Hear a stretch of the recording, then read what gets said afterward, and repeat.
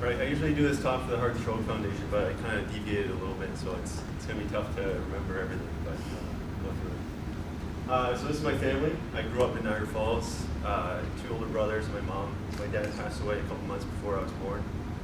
He was out boating with his friend after work, and boat capsized in Lake Ontario.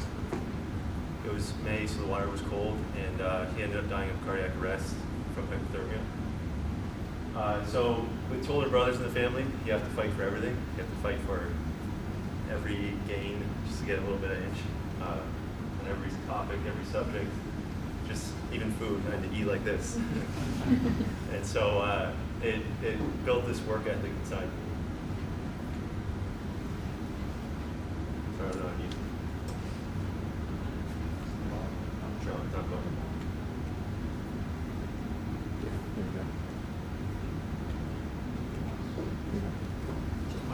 Okay, sorry about that. And so I played basketball in high school, and I was on the senior team, and I was starting line, and a little bit of pimples up there, but up in the red circle. But we ended up winning individual bronze, which was pretty amazing. We won at the buzzer, and it's one of those feelings that you just can't describe. It just feels good.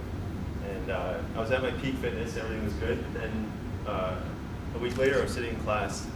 Out of nowhere, I had a cardiac arrest. My heart just stopped. And so think of right now, if someone just dropped out of their chair, that's exactly what happened. No warning, no anything, it just stopped flat out. And so luckily I went to a school that had a emergency team that knew CPR and first aid and all that. So over the PA system they said, Mrs. Cross, to this room. So they ran there, and the girl gave me CPR, and she's yelling and screaming at me to survive. I'm starting to turn pale, and all my friends are starting to surround and wonder what's happening. And so next thing I know, I don't remember any of this, it's all what people tell me, but the firefighters came with the defibrillator, and they came and shocked me hard, and they got it back going, but in the ambulance on the way to the hospital, it stopped a few more times. And so when I got to the hospital, I was somewhat stable. The paramedics were able to get it back, my heart back. And I was somewhat stable, and then the doctor said to my mom, I don't think he's going to survive. My family was Catholic, so they brought in a priest and ran my last rites. After that, they sent me to Hamilton because it's a cardiac hospital, and so they better able to treat me. And there, I was able to stabilize somehow. I don't know how, but they got me to stabilize, and a few weeks later, I awoke. Here I am. Had a defibrillator in my chest. That's the scar up there, and they didn't know what happened, why it happened, and actually 85% of cardiac arrests happen out of hospital.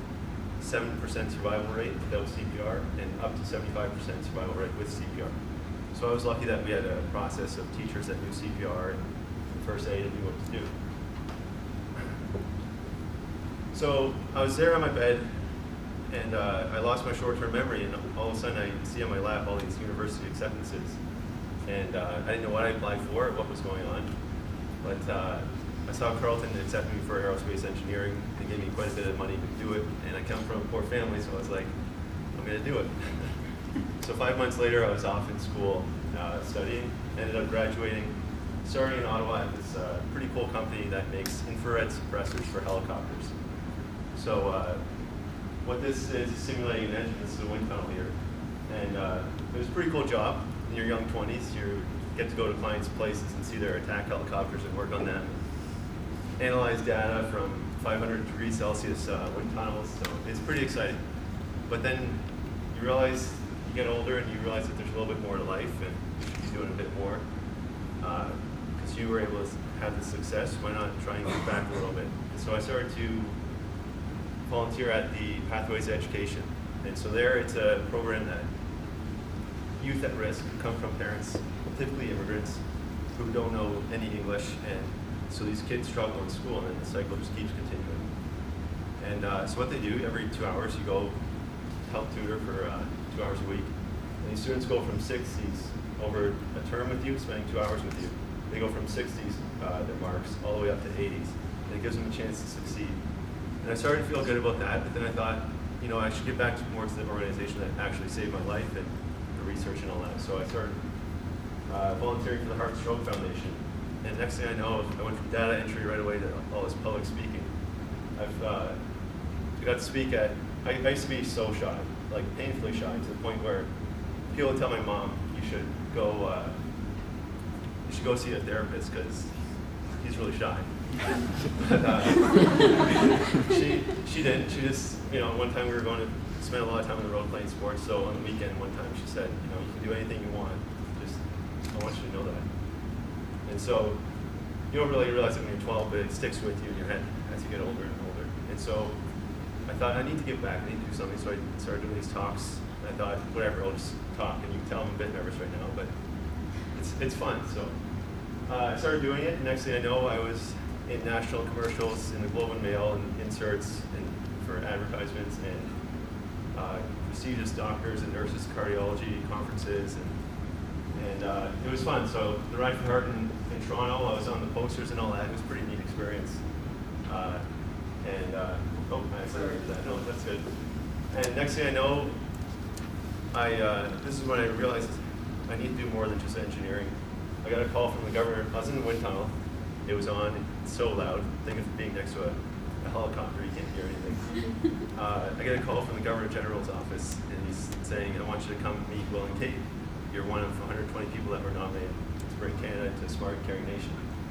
And I thought, whatever, I just hung up on him. Then I get an email saying, this is what's going on. So I ended up going.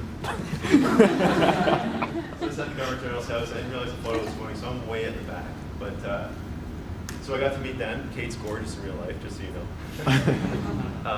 But it was neat because I got to tell them what I do and why I do it and why it's important.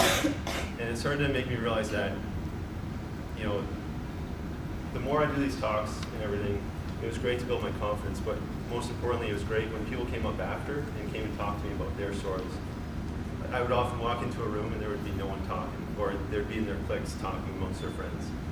But then after I would give a talk, everyone would be talking to each other, different people, and they'd come talking to me and telling me their stories, and it felt great because we had that interaction and we were building a community, and it was just, we all came out of there a little bit stronger, a little bit better, a little bit more positive. And so then I decided to come to Shule because I thought I could lever my engineering and get a business knowledge, and maybe I can help even more people than how I am right now. And I don't really know how I'm going to do this yet. I'm still in first year, that's why I'm here. But I'm trying to figure it out. And that's why I'm amongst all you guys to help build a community of leaders so that we can bring Canada to a Smart Caring Nation. Thanks.